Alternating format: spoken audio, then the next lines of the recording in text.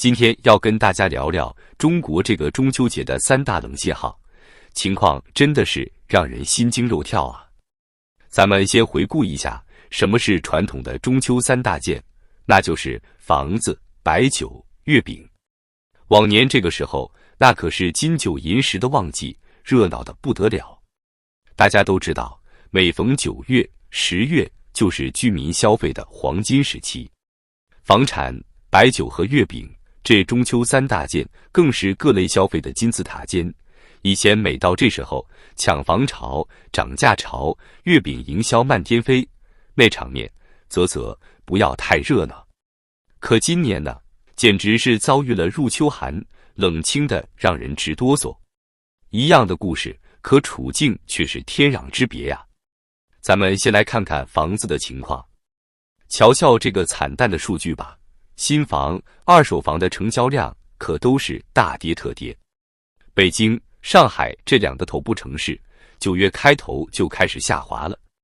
以前北京二手房动辄上千套的成交量，现在呢，9月9日单日成交才72套，简直就是个低量啊！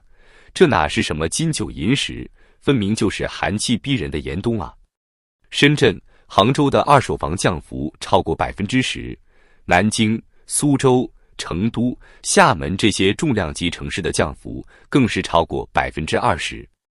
有业内人士透露，517新政的时候，很多人还想着提价卖出去，现在只想降价赶紧卖，再不赶着金九银十，不知道要等到什么时候了。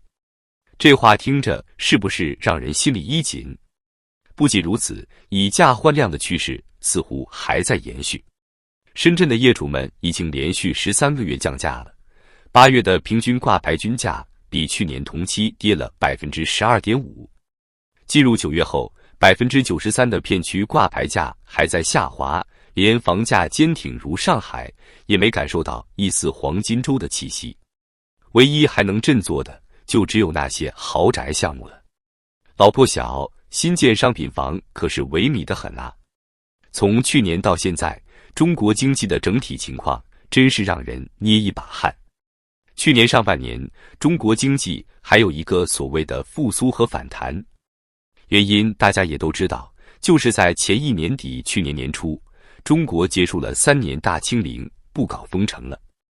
那在去年的上半年几个月里，中国经济当然就会出现一个反弹。但是这个反弹复苏的势头到去年的年中，也就是到去年的夏天，就已经是终结了。然后中国经济就开始出现崩塌暴跌的真实一面，特别是中国的楼市、中国的房地产，在去年下半年的那种表现，简直是触目惊心啊！今年上半年，中国经济里边有2个新的特点，一个是中国出口这方面的表现还算可以，在今年上半年，中国出口是恢复增长的比较多。这个主要是人民币的贬值，还有中国出口企业不断降低出口产品的价格来实现的。当然，今年的上半年，另外一个大的特点是，中国国内的消费又出现了崩塌。你这样一高一低，一出一进，今年上半年，中国经济里边唯一的亮点出口，它也不能够去拯救中国经济整体崩塌的这个情况。看来8月不是淡季的尾巴，反而只是开了个头啊！这房地产市场真是越来越惨。再来看看第2个冷信号，高端白酒。中秋国庆2节向来是白酒的旺季，以前渠道商都抢着囤货，生怕没货可卖，不怕卖不出去，就怕没货可卖，这可是过去很多年里的真实写照。可今年呢，这个中秋涨价铁律似乎失效了。瞧瞧这个价格走势，简直是一路狂跌啊！9月13日，原香的飞天茅台已经跌到了2530元，散瓶更是只有2380元。从淡季进入旺季，价格不涨反跌，这还得了？国内多省市的酒商都说，今年是最淡白酒年，甚至开玩笑说，今年的酒水生意只剩水了。广州已经有不少线下商超开启了白酒促销活动，线上线下的折扣力度很大。有些渠道商说，销售只有去年的1/3到一半，今年已经不敢囤货了。这种情况在过去简直是不可想象的呀！四川酒业流通协会的人员更是直接承认，今年中秋酒类销量预计会下滑20%至30%。这高端白酒看来是真的卖不动了呀！有酒商说，今年的酒水生意只剩水了，这话听着是不是让人心里发凉？为什么会这样呢？其实背后反映的是更深层次的问题。高端白酒一直是中国送礼文化的重要组成部分，特别是在商务交往中。但现在因为整体经济下行，很多企业都在缩减开支，减少这种非必要的支出。再加上反腐力度的加大，公款消费的大幅减少，高端白酒的市场就更加萎缩了。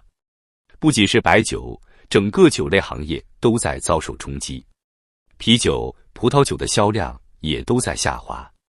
这不仅仅是一个行业的问题，更是整个消费市场低迷的缩影啊。最后来看看第3个冷信号：月饼。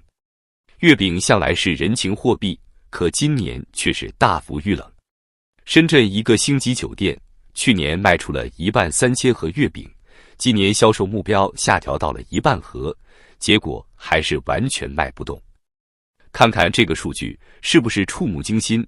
不仅销量大幅下滑，就连销售目标都在逐年降低。这哪里是什么人情货币，分明就是人情贬值啊！终端消费低迷，直接传导到了月饼工厂。各家品牌迟迟不敢下单，都是到中秋前1个月才开始集中下单，下单数量还低于往年。有的月饼工厂根本没订单，也接不到单，直接开始上3休1了。有工厂负责人说，往年这个时候工人们都在加班加点，今年却有大把时间休息，这种反差真是让人心里发慌啊！月饼的价格重心也在下移。去年月饼消费最集中的价格区间是80至280元，今年下移到了70至220元。高价月饼的下滑幅度更大，500元以上的月饼几乎绝迹。这种价格带的变化，直接反映了消费能力的下降和消费信心的丧失。不仅如此，月饼行业还被爆出了不少黑料。有自媒体账号揭秘，一些黑心商家为了把月饼卖贵点，会在品种上搞创新，比如榴莲月饼。可是为了节约成本，他们会选用那些不知道在冷库里冻了多久的冷冻榴莲肉。这种榴莲做成的月饼依然可以卖200块，利润空间就大多了。这种做法可是让消费者很难接受啊！有经济学者分析，月饼行业不景气主要有3个原因。第一，国企、央企、机关单位因为反腐、整肃、公费买月饼的情况大幅度减少，这直接导致了高端月饼市场的萎缩。第二，民营企业因为经济不景气，营运情况很糟糕，相互之间的送礼和员工福利都大幅减少。很多企业甚至取消了中秋节发放月饼的传统，改为发放其他更实用的物品，或者直接发放现金。这进一步压缩了月饼的市场空间。第三，普通民众失业率高，大部分人都面临欠薪，或者是房贷、车贷等压力，没有太多非必需品的消费。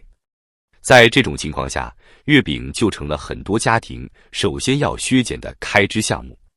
这种情况下，月饼行业能不惨淡吗？这中秋3大件全面遇冷，看似毫无关联，但其实指向了2个共同点。第一，消费下沉仍在持续。商品房、高端白酒、高价月饼其实很大程度上都是中产阶级的代名词。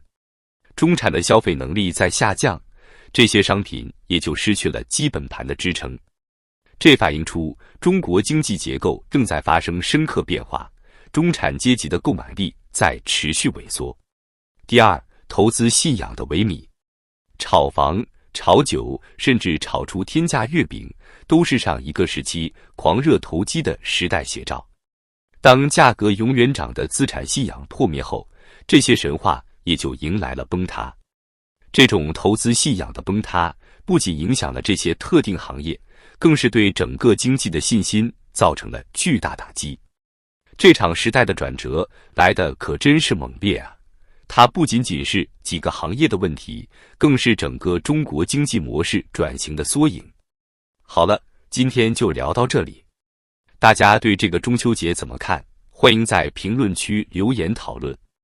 如果觉得这期内容有价值，别忘了点赞转发哦。祝大家中秋节快乐，我们下期再见。